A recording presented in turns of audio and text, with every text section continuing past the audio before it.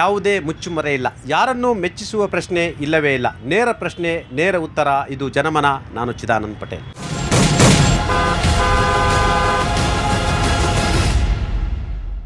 Delhi bomb blast ಈಗ ಹಲವಾರು ಚರ್ಚೆಗಳಿಗೆ ಆಯಾಮಕ್ಕೆ ಎಡೆಮಾಡಿಕೊಟ್ಟಿರ್ತಕ್ಕಂಥದ್ದು. ಇದರ ಜೊತೆಗೆ ಬೆಂಗಳೂರಿನ ಪರಪ್ಪನ ಅಗ್ರಹಾರದ ಜೈಲಿನಲ್ಲಿ ಕಾಂಗ್ರೆಸ್ ನೇತೃತ್ವದ ಸರ್ಕಾರದ ಸನಿಹದಲ್ಲಿ ಜೈಲಿನಲ್ಲಿರ್ತಕ್ಕಂಥ ಐಸಿಸ್ ಉಗ್ರರ ಕೈಯಲ್ಲೂ ಕೂಡ ಮೊಬೈಲ್ ಇರುತ್ತೆ. ಪರಪ್ಪನ ಅಗ್ರಹಾರ ಜೈಲಿನಲ್ಲಿ ರೌಡಿಗಳು, ಕೊಲೆಗಡಕರು ಎಲ್ಲರೂ ಕೂಡ ಆರಾಮಾಗಿ ಮೊಬೈಲ್ನಲ್ಲಿ ಮಾತನಾಡ್ಬೋದು. ಇದರಲ್ಲಿ ಯಾರು ದೇಶದ್ರೋಹಿಗಳು ಅನ್ನೋದು ಕೂಡ ಚರ್ಚೆ ಆಗಬೇಕಾಗಿರ್ತಕ್ಕಂಥದ್ದು. ದೆಹಲಿ ಬ್ಲಾಸ್ಟ್ ಸಂಬಂಧಪಟ್ಟಾಗೆ ಕಾಂಗ್ರೆಸ್ ಸೇರಿದಂತೆ BJP ಸೇರಿದಂತೆ ಅನೇಕ ಪಕ್ಷಗಳೀಗ ರಾಜಕೀಯ ಅಲೆಯಾಗಿ ಮಾಡ್ಕೊಂಡಿರ್ತಕ್ಕಂಥದ್ದು. ಒಂದು ಕಡೆ ಕಾಂಗ್ರೆಸ್ ಅದು ಬಿಹಾರ ಚುನಾವಣೆಯ ಬ್ಲಾಸ್ಟ್ ಅಂತ ಹೇಳ್ತಾರೆ. ಹಾಗಾದರೆ ಒಂದು ಚುನಾವಣೆಗಾಗಿ ಅತಿ ದೊಡ್ಡ ಬ್ಲಾಸ್ಟನ್ನು ಮಾಡಿ ಜನರ ರಕ್ತಪಾತವನ್ನು ಒಂದು ಸರ್ಕಾರದಂತೂ ಬಯಸುತ್ತಾ, ಒಂದು ಪಾರ್ಟಿ ಬಯಸುತ್ತಾ? ಇಂಥ ಸಂದರ್ಭದಲ್ಲಿ ಉಗ್ರರನ್ನು ಮಟ್ಟ ಹಾಕುವ ಸಂದರ್ಭದಲ್ಲಿ ಈ ರೀತಿ ಹೇಳಿಕೆಗಳು ಎಷ್ಟರ ಮಟ್ಟಿಗೆ ಸರಿ? ಈ ಎಲ್ಲದ್ರ ಬಗ್ಗೆ ನಾವು ವಿಸ್ತೃತವಾದ ಚರ್ಚೆಯನ್ನು ಮಾಡ್ತಿದ್ದೀವಿ. ನಾನು ಕಾಂಗ್ರೆಸ್ ನಾಯಕರೊಂದಿಗೆ ಚರ್ಚೆಯನ್ನು ಮಾಡ್ತಿದ್ದೀನಿ. ಎಲ್ಲ ಒಂದು ಕಡೆ ದೆಹಲಿ ಬ್ಲಾಸ್ಟನ್ನು ನೋಡ್ತಾ ಇದ್ದರೆ ಅವರು ಒನ್ಸೆ ಟೆರರಿಸ್ಟ್ ಆಲ್ವೇಸ್ ಟೆರರಿಸ್ಟ್, ಭಯೋತ್ಪಾದಕರೇ.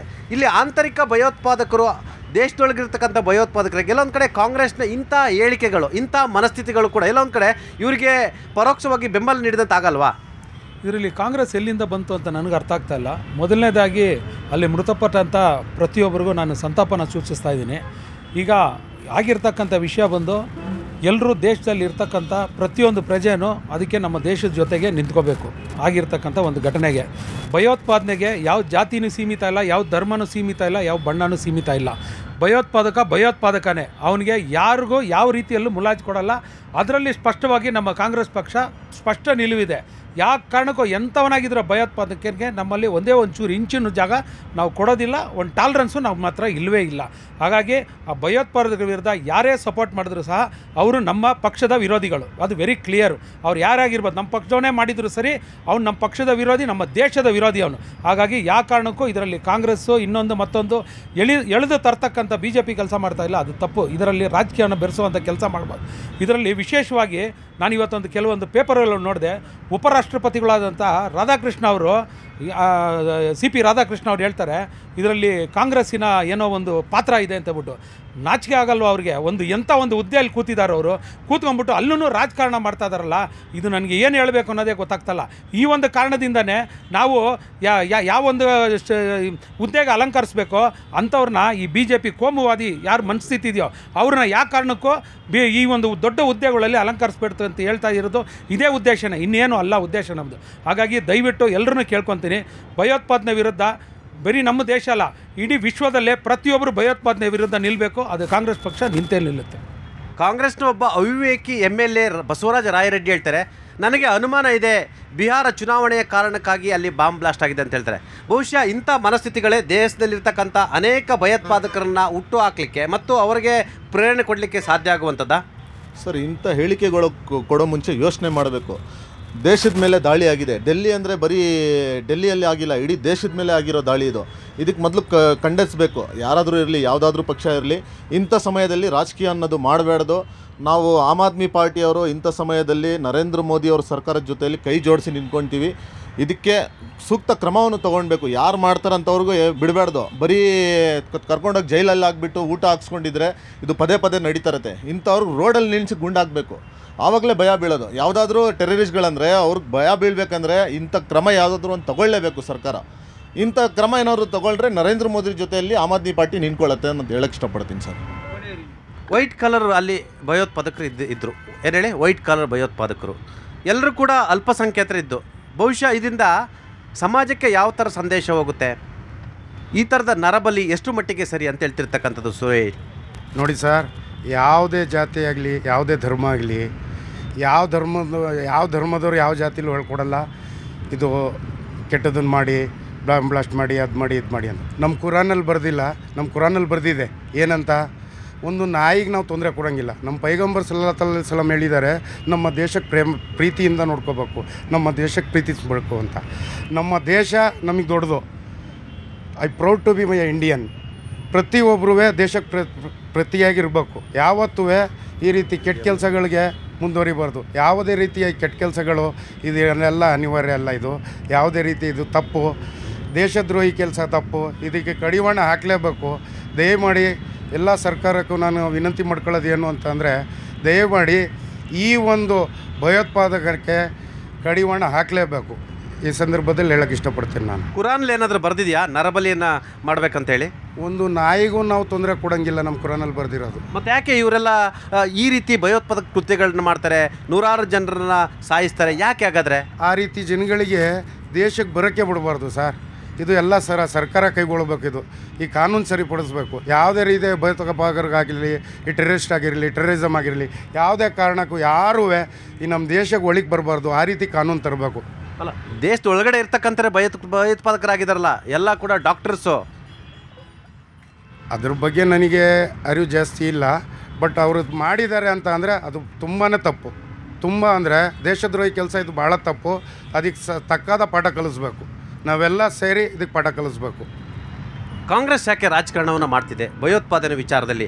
ಅತಿಯಾದ ಅಲ್ಪಸಂಖ್ಯಾತ ತುಷ್ಟೀಕರಣ, ಅತಿಯಾದ ಅಪೀಸ್ಮೆಂಟ್ ಪಾಲಿಟಿಕ್ಸಿಂದ ಇವತ್ತು ದೇಶದಲ್ಲಿ ಅಧಿಕಾರ ಕಳೆದುಕೊಳ್ಳುವಂಥ ಸ್ಥಿತಿ ನಿರ್ಮಾಣ ಆಗಿದೆ. ವಿಧಾನಸೌಧದಲ್ಲಿ ಪಾಕಿಸ್ತಾನ್ ಜಿಂದಾಬಾದ್ ಅಂತ ಘೋಷಣೆ ಮಾಡ್ತಾರೆ. ಒಬ್ಬ ರಾಜ್ಯಸಭಾ ಸದಸ್ಯ ನಸೀರ್ ಅಹಮದನವರು ಒಂದು ಖಂಡನೆ ಮಾಡೋಕ್ಕೂ ಕೂಡ ಹಿಂದೆ ಮುಂದೆ ನೋಡ್ತಾರೆ. ಇಂಥ ಮನಸ್ಥಿತಿಗಳಿಂದಲೇ ಇವತ್ತು ದೇಶದಲ್ಲಿ ಭಯೋತ್ಪಾದನೆ ಕೃತ್ಯಗಳು ಜಾಸ್ತಿ ಆಗ್ತಿರ್ತಕ್ಕಂಥದ್ದು. ಮತ್ತು ಕಾಂಗ್ರೆಸ್ನ ಈ ಮನಸ್ಥಿತಿಗಳೇ ಇವತ್ತು ಭಯೋತ್ಪಾದಕರಿಗೆ ಮತ್ತಷ್ಟು ಕುಮ್ಮಕ್ಕು ಕೊಡ್ತಿರ್ತಕ್ಕಂಥದ್ದು.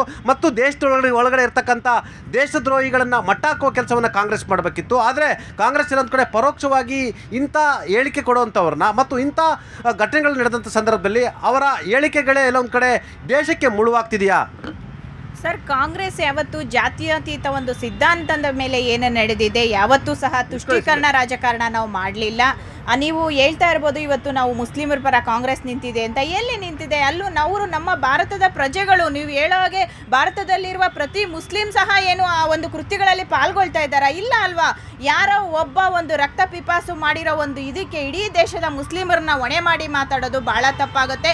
ನೋಡಿ, ಇದರಲ್ಲಿ ನೇರವಾಗಿ ಇದರ ವೈಫಲ್ಯ. ಯಾರು ಹೊಣೆ ಮಾಡ್ತಾ ಇಲ್ಲ, ಆಯ್ತಾ? ನಿಮ್ಮ ಮನಸ್ಥಿತಿಗಳ ಬಗ್ಗೆ ಚರ್ಚೆ ಆಗ್ತಿದೆ. ಒಂದು ಪದ ಬಳಸ್ತೀರಾ, ಮುಸ್ಲಿಂ ಅನ್ನೋ ಒಂದು ಪದನ ಬಳಸ್ತೀರಾ. ಆದರೆ ಎಲ್ಲ ಮುಸ್ಲಿಮರು ತಪ್ಪಿತಸ್ಥರು ಅಂತ ನಾವು ನೋಡೋಕ್ಕಾಗಲ್ಲ. ಯಾವನು ತಪ್ಪು ಮಾಡಿದ್ದಾನೆ, ಯಾವನು ಉಗ್ರವಾದವನ್ನು ಮಾಡ್ತಾನೆ, ಅದರ ಹೊಣೆ ಯಾರು? ಅಥವಾ ಅದರ ಒಂದು ಇದನ್ನು ನಿಭಾಯಿಸಬೇಕಾಗಿದ್ದು ಗೃಹ ಇಲಾಖೆ, ಅದು ರಕ್ಷಣಾ ಇಲಾಖೆ ಇದೆ. ಗೃಹ ಇಲಾಖೆ ನೋಡಿ, 51 ಲಕ್ಷ ಮಿಲಿಟರಿ ಪಡೆ ಇದೆ ನಮ್ಮ ದೇಶದಲ್ಲಿ. 7 ಒಂದು ಆಂಟಿ ಟೆರರ್ನ ನಿಗ್ರಹ ಮಾಡುವಂತಹ ದಳಗಳಿದೆ. ಇವೆಲ್ಲ ಏನು ಮಾಡ್ತಿದೆ ಸರ್ ದೇಶದಲ್ಲಿ? 4ನೇ ಅತಿ ಹೆಚ್ಚು ಶಸ್ತ್ರಾಸ್ತ್ರ ರಫ್ತು ಮಾಡ್ಕೊತಿದ್ದೀವಿ ವಿದೇಶಗಳಲ್ಲಿ. ರಷ್ಯಾ ಮತ್ತು ಚೀನಾ, ಅಮೇರಿಕಾನ ಹೊರತುಪಡಿಸಿ ನಮ್ಮಲ್ಲೇ ಹೆಚ್ಚಿನ ಒಂದು ಶಸ್ತ್ರಾಸ್ತ್ರವನ್ನು ಆಮದು ಮಾಡ್ಕೊಳ್ತೀವಿ. ಇಷ್ಟೊಂದು 51 ಲಕ್ಷ ಮಿಲಿಟರಿ ಪಡೆ ಏನು ಮಾಡ್ತಿದೆ? ಮತ್ತು ಆಂಟಿ ಟೆರರ್ ಇವಾಗ ಏನಕ್ಕೆ ಅವ್ರನ್ನ ಇಟ್ಕೊಂಡಿದ್ದೀವಿ ನಾವು? ಗುಪ್ತಚರ ಇಲಾಖೆ ಏನಕ್ಕಿದೆ? ಇದೆಲ್ಲ ಏನು ಇಲ್ವಾ? ನಮ್ಮ ದೇಶದಲ್ಲಿ ಏನಾಗಿದೆ? ಇವಾಗ ಮೋದಿಯವರು ಏನೋ ಒಂದು ಈ ಥರ ಆಗಿದ ತಕ್ಷಣ ಅಥವಾ ನಮ್ಮ BJP ಅವರು ಹೇಳ್ಬಿಡ್ತಾರೆ ಕಾಂಗ್ರೆಸ್ ಅಂತ ಮುಖ ಬಟ್ಟು ತೋರ್ಸೋಕ್ಕೆ ಅವ್ರಿಗೆ ನಾಚಿಕೆ ಆಗಲ್ವಾ ಸರ್? ಇವತ್ತು ಡೆಲ್ಲಿಯಲ್ಲಿ ಆಮ್ ಆದ್ಮಿ ಪಾರ್ಟಿ ಇಲ್ಲ ಅಂದಿದ್ರೆ ನೇರವಾಗಿ ಆಮ್ ಆದ್ಮಿ ಪಾರ್ಟಿ ತಲೆಗೆ ಕಟ್ಟಿದ್ರು BJP ಅವರು. ಆದರೆ ಅಲ್ಲಿ ಇವತ್ತು BJP ಅವರೇ ಇರೋದ್ರಿಂದ ಯಾರಿಗೂ ಬಟ್ಟು ಮಾಡೋಕ್ಕೆ ಆಗ್ತಿರ್ಲಿಲ್ಲ. ಅದಲ್ಲದೆ ಇವತ್ತು ನೋಡಿ, ನರೇಂದ್ರ ಮೋದಿ ಅವರು ಇಂತಹ ಒಂದು ದೊಡ್ಡ ಕೃತ್ಯ ನಡೆದಾಗಲೂ ಭೂತಾನಲ್ಲಿ ಯಾರೋ ಒಬ್ಬರ ಒಂದು ಹುಟ್ಟುಹಬ್ಬನ ಆಚರಿಸಿದ್ದಾರೆ ಅಂದರೆ ಅವರ ಮನಸ್ಥಿತಿ ಹೇಗಿರಬೇಕು? ಮತ್ತು ಇಂತಹ ಒಂದು ದುರ್ಘಟನೆ ನಡೆದ ನಂತರವೂ ಸಹ ಇವತ್ತು ಇನ್ನೊಂದು ಮಾಲ್ಡೀವ್ಸ್ಗೆ ಮತ್ತು ಇನ್ನೊಂದು ದೇಶಕ್ಕೆ ಹೋಗ್ತಿದ್ದಾರೆ ಅಂದರೆ ದೇಶದ ಬಗ್ಗೆ ಅವ್ರಿಗಿರೋ ಪ್ರೀತಿ ಇದರಲ್ಲೇ ತೋರಿಸ್ತಿದೆ. ನಾನು ಹೇಳೋದಿಷ್ಟೇ, ಯಾರು ತಪ್ಪಿತಸ್ಥರು ಯಾರಿದ್ದಾರೆ, ಈ ಥರ ಒಂದು ಉಗ್ರವಾದವನ್ನು ಯಾರು ಮಾಡ್ತಿದ್ದಾರೆ, ನಿಜವಾಗ್ಲೂ ಅವರಿಗೆ ಅಥವಾ ಆ ಹಿಂದೆ ಇರುವಂತಹ ಇದನ್ನು ಮಟ್ಟ ಹಾಕೋಕ್ಕೆ ಇವತ್ತು BJP ವಿಫಲ ಆಗಿದೆ. ರಕ್ಷಣಾ ಸಚಿವರು, ಗೃಹ ಇಲಾಖೆ ಪೂರ್ತಿ ವಿಫಲ ಆಗಿರೋದ್ರಿಂದ ಇದರ ನೈತಿಕ ಹೊಣೆ ಹೊತ್ತು ಪ್ರಧಾನಮಂತ್ರಿಯವರು, ರಕ್ಷಣಾ ಸಚಿವರು ಮತ್ತು ಗೃಹ ಸಚಿವರು ರಾಜೀನಾಮೆ ನೀಡಲೇಬೇಕು. ಎಂಥ ಆಡಳಿತ ವ್ಯವಸ್ಥೆ ಇದೆ ಅಂತ ಹೇಳಿದರೆ, ಪರಪ್ಪನ ಅಗ್ರಹಾರ ಜೈಲಿನಲ್ಲಿ ISIS ಉಗ್ರ ಮೊಬೈಲ್ ಇಟ್ಕೊಂಡು ಮಾತಾಡ್ತಾನೆ. ಆತನ ಕೈಗೆ ಮೊಬೈಲ್ ಕೊಟ್ಟರೆ ಏನಾಗ್ಬೋದು ಅಂತ ನೀವೇ ಊಹೆ ಮಾಡ್ಕೊಳ್ಳಿ. ಅಂದರೆ ಇಲ್ಲಿನ ಪೊಲೀಸ್ ವ್ಯವಸ್ಥೆ ಯಾವ ರೀತಿ, ಸರ್ಕಾರದ ವ್ಯವಸ್ಥೆ ಯಾವ ರೀತಿ ಇದೆ, ಆಡಳಿತ ವ್ಯವಸ್ಥೆ ಯಾವ ರೀತಿ ಇದೆ ಮತ್ತು ಭ್ರಷ್ಟಾಚಾರ ಯಾವ ರೀತಿ ಇದೆ ಅನ್ನೋದಕ್ಕೆ ಇದೊಂದು ಸಾಕ್ಷಿ ಅಲ್ವಾ ಸರ್? ಏನಾಗಿದೆ ಅಂತಂದರೆ ಇವತ್ತು ನಮ್ಮ ದೇಶದಲ್ಲಿ, ನಮ್ಮ ರಾಜ್ಯದಲ್ಲಿ, ನಮ್ಮ ದೇಶದಲ್ಲಾಗಲಿ ಇವತ್ತು ಪೊಲೀಸ್ಟು ಸೆಂಟ್ರಲ್ ಜೈಲಿನಲ್ಲಿ ಇದು ಹೊಸ ವಿಷಯ ಅಲ್ಲ. ಇದು ಹಿಂದೆ ಇರ್ತಕ್ಕಂಥ ತುಂಬ ಕ್ರಿಮಿನಲ್ಸ್ಗೆ ಅಲ್ಲಿ ಮೊಬೈಲ್ ಒಂದೇ ಅಂತಲ್ಲ, ಅವ್ರು ಎಂಥ ರಾಜ್ಯ ಯೋಗ ಮಾಡ್ಬೋದು ಅಂತಂದರೆ ಅಲ್ಲಿ ಹೋದರೆ ಕ್ರಿಮಿನಲ್ಸ್ಗಳು ಯಾವ್ಯಾವ ಥರ ಇರ್ತಾರೆ, ಅಮಾಯಕ ಕ್ರಿಮಿನಲ್ಸ್ ಯಾವ ಥರ ಇರ್ತಾರೆ, ಅಮಾಯಕ ಕ್ರಿಮಿನಲ್ಸ್ ಕೈನಲ್ಲಿ ಇವ್ರು ಯಾವ ಥರ ದುಡಿಸ್ಕೊಳ್ತಾರೆ ಅಂತ. ಸರ್, ಅಲ್ಲಿ ಇವತ್ತು ಸೆಂಟ್ರಲ್ ಜೈಲಿನಲ್ಲಿ ಪೊಲೀಸ್ನವರೆಲ್ಲ ಇದ್ದಾರೆ, ಅವರೆಲ್ಲಕ್ಕಿಂತ ಒಬ್ಬ ಕೈದಿನೇ ಅಲ್ಲಿ ಕಂಟ್ರೋಲಿಂಗ್ ಇಟ್ಟಿರ್ತಾರೆ, ಯಾವ ಪೊಲೀಸವರು ಇರೋದಿಲ್ಲ.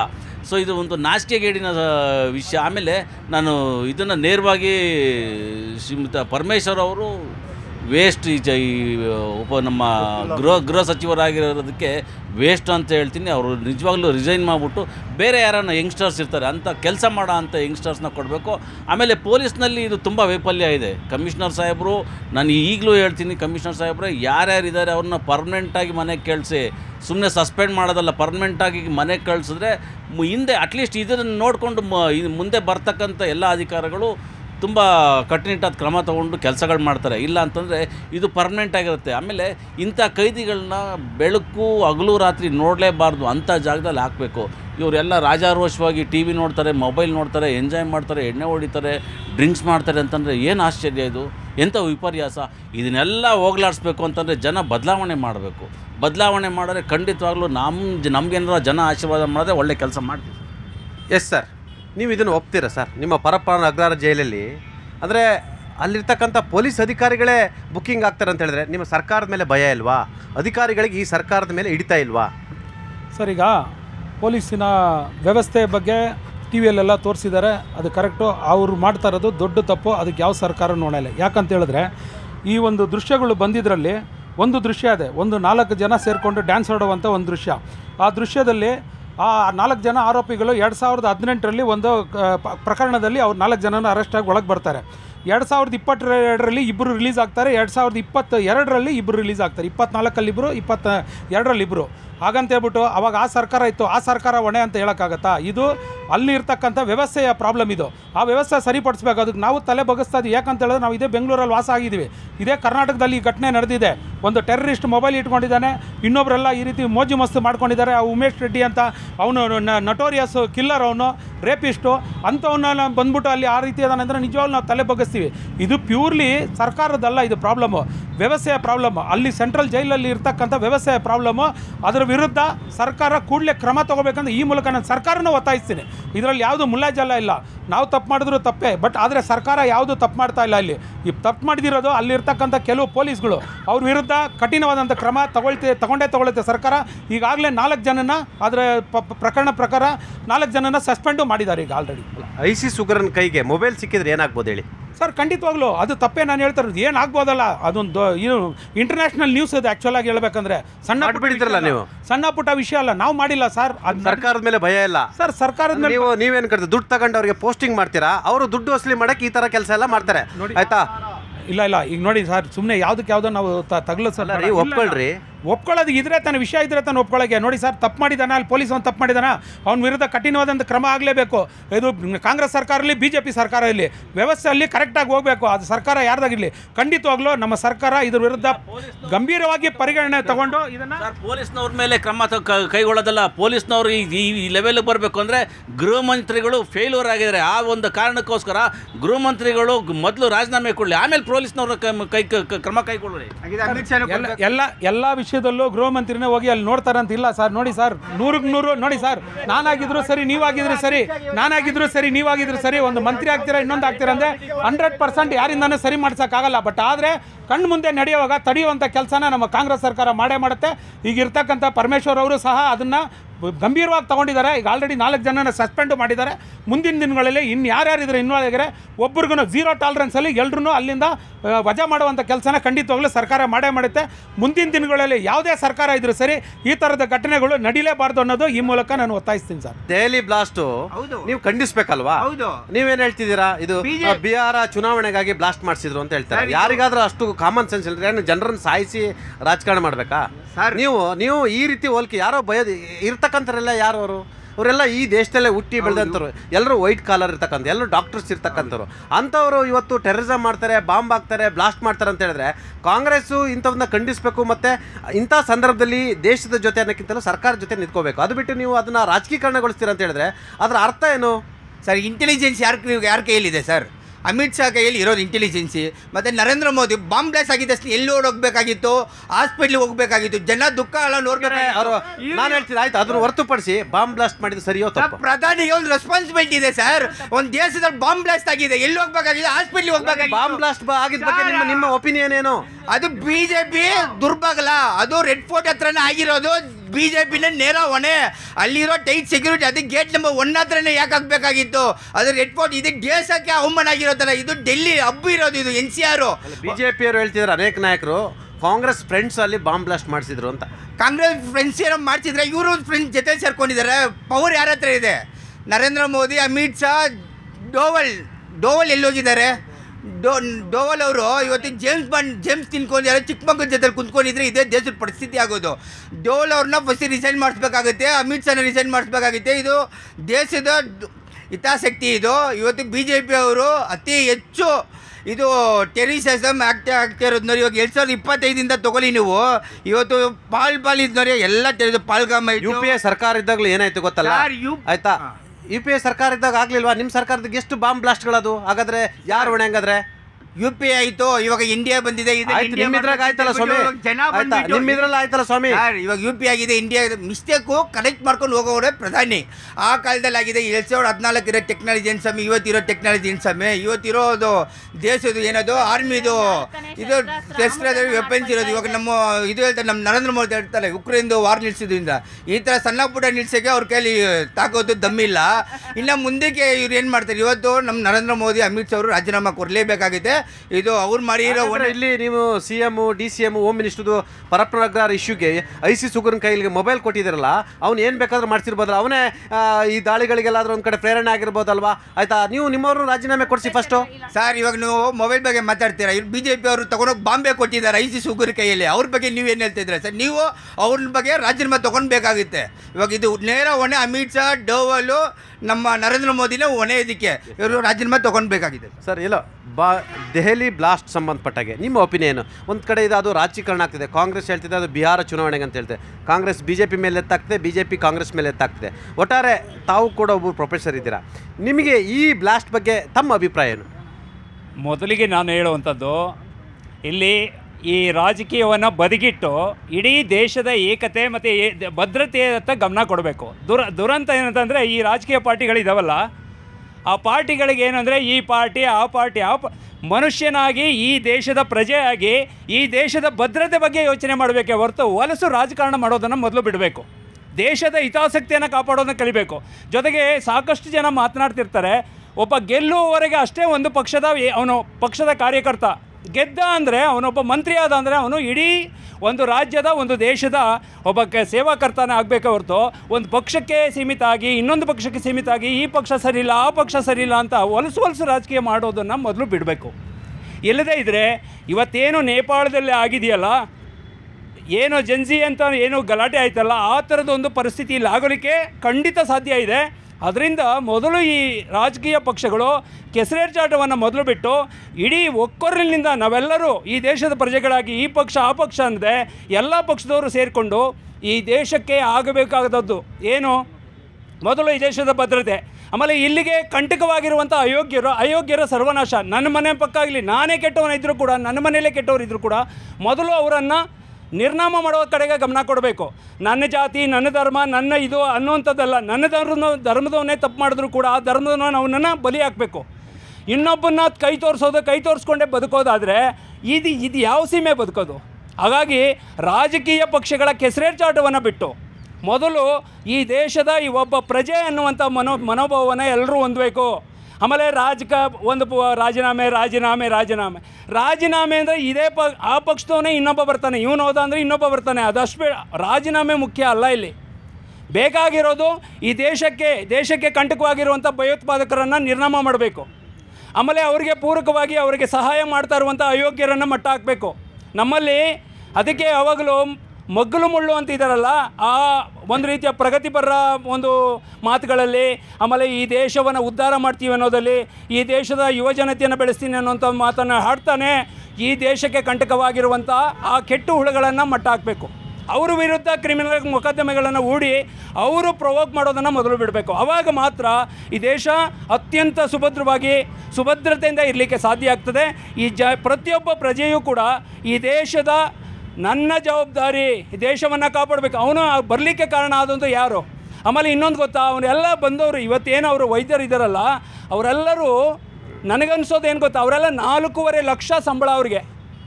ಆ ಅಯೋಗ್ಯರಿಗೆ ಏನಾಗಿದೆ 4.5 ಲಕ್ಷ ಸಂಬಳ ತಗೊಂಡು ಇವತ್ತು ಬರೀ 300 ರೂಪಾಯಿ 400 ರೂಪಾಯಿ 100 ರೂಪಾಯಿ ತಗೊಂಡು ಕೂಲಿ ತಗೊಂಡು ಆರಾಮಾಗಿ ಒಳ್ಳೆ ಬದುಕನ್ನು ಬದುಕ್ತಾ ಇದ್ದಾರೆ.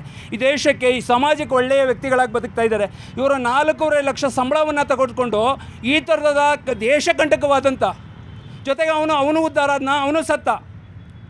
ಹಾಗಾಗಿ ಅದು ಅಲ್ಲದೆ ಎಷ್ಟು ಕ್ವಿಂಟಾಲ್ಗಟ್ಟಲೆ ಎಷ್ಟೋ ಟನ್ಗಟ್ಟಲೆ ಆ ಥರದ ಒಂದು ಸ್ಫೋಟಕಗಳನ್ನು ಸಂಗ್ರಹ ಮಾಡಿಕೊಂಡು ಅವರೆಲ್ಲ ಏನು ಇಂಥವ್ರನ್ನು ಮೊದಲು ನಮ್ಮವರು ತಮ್ಮವರು ಅನ್ನೋದೇ ಮಟ್ಟ ಹಾಕೋದನ್ನು ನಾವೇ ಅವ್ರಿಗೆ ವಿಷ ಹಾಕಬೇಕು, ನಾವೇ ಅವ್ರಿಗೆ ಗುಂಡಿಟ್ಟು ಕೊಲ್ಲುವಂಥ ಕೆಲಸವನ್ನು ಮಾಡಿದಾಗ ಮಾತ್ರ ಈ ದೇಶ ಸುಭದ್ರವಾಗಿರ್ತದೆ.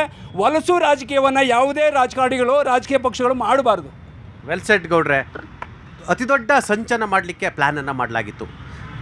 ಜನವರಿ 26ರಂದೇ ಅತಿ ದೊಡ್ಡ ಬ್ಲಾಸ್ಟನ್ನು ಮಾಡಲಿಕ್ಕೆ ಕೂಡ ಈ ತಂಡ ರೆಡಿಯಾಗಿತ್ತು. ನಿಮಗೆ ಗೊತ್ತಿರಲಿ, ಸಾಮಾನ್ಯವಾಗಿ ಯಾರ ಅನಕ್ಷರಸ್ಥ ಬಡವ ಇದ್ದನ್ನು ಬ್ರೈನ್ ವಾಶ್ ಮಾಡಿ ಆತನನ್ನು ಉಗ್ರನನ್ನು ಮಾಡಿ ಆತನ ಕುಟುಂಬಕ್ಕೆ ಆರ್ಥಿಕ ನೆರವಿನ ಆಸೆಯನ್ನು ತೋರಿಸಿ ಸಾಮಾನ್ಯವಾಗಿ ಅವ್ರನ್ನ ಉಗ್ರನಾಗಿ ಮಾಡ್ತಿರ್ತಕ್ಕಂಥದ್ದು. ಆದರೆ ಇದು ಬದಲಾಗಿದೆ. ಅಂದರೆ ಬಹುಶಃ ಇಂಥ ಓದಿದಂಥವ್ರನ್ನ, ಡಾಕ್ಟರ್ಸ್ ಅಂಥವ್ರನ್ನ ಇವ್ರನ್ನ ಮಾಡೋದ್ರಿಂದ ಎಲ್ಲ ಒಂದು ಕಡೆ ಅದು ಇವರು ಸಂವಹನವನ್ನು ಸುಲಭವಾಗಿ ಮಾಡ್ತಾರೆ, ಸಮಾಜದಲ್ಲಿ ಎಲ್ಲರೊಂದಿಗೆ ಬೆರೀತಾರೆ, ಸಮಾಜದಲ್ಲಿ ಇವರ ಆ್ಯಕ್ಟಿವಿಟೀಸ್ ಬಗ್ಗೆ ಯಾವುದೇ ರೀತಿಯ ಅನುಮಾನಗಳು ಸಿಗಲ್ಲ, ಮತ್ತು ಸಂಶೋಧನೆಯನ್ನು ಮಾಡ್ತಾರೆ, ಮತ್ತು ಎನ್ಕ್ರಿಪ್ಟೆಡ್ ಬಳಸ್ಕೊಂಡು ಇವರು ಭಯೋತ್ಪಾದನೆಯನ್ನು ಮತ್ತಷ್ಟು ವಿಸ್ತರಿಸ್ತಾರೆ ಅನ್ನೋದೊಂದು ಲೆಕ್ಕಾಚಾರ ಕೂಡ ಇಲ್ಲಿ ಇರ್ತಕ್ಕಂಥದ್ದು. ನಿಮಗೆ ಗೊತ್ತಿರಲಿ, ಜನವರಿ 26ನೇ ತಾರೀಕು ಗಣರಾಜ್ಯೋತ್ಸವ ದಿನವೇ ಕೆಂಪು ಕೋಟೆ ಮುಂದೆ ಬ್ಲಾಸ್ಟ್ ಮಾಡಲಿಕ್ಕೆ ಈ ಉಗ್ರರ ತಂಡ ರೆಡಿಯಾಗಿತ್ತಂತೆ ಕೂಡ ಈಗ ಮೂಲಗಳು ಹೇಳ್ತಿರ್ತಕ್ಕಂಥದ್ದು. 8 ಜನ ಉಗ್ರರು 2 ತಂಡಗಳಾಗಿ 4 ಪ್ರದೇಶಗಳಲ್ಲಿ ಬಾಂಬನ್ನು ಬ್ಲಾಸ್ಟ್ ಮಾಡಲಿಕ್ಕೆ ಎಲ್ಲ ಪೂರ್ವ ತಯಾರಿಯನ್ನು ಮಾಡಿತು. ಇವರೆಲ್ಲರೂ ಕೂಡ ಟರ್ಕಿ ಸೇರಿದಂತೆ ಅನೇಕ ದೇಶಗಳಲ್ಲಿ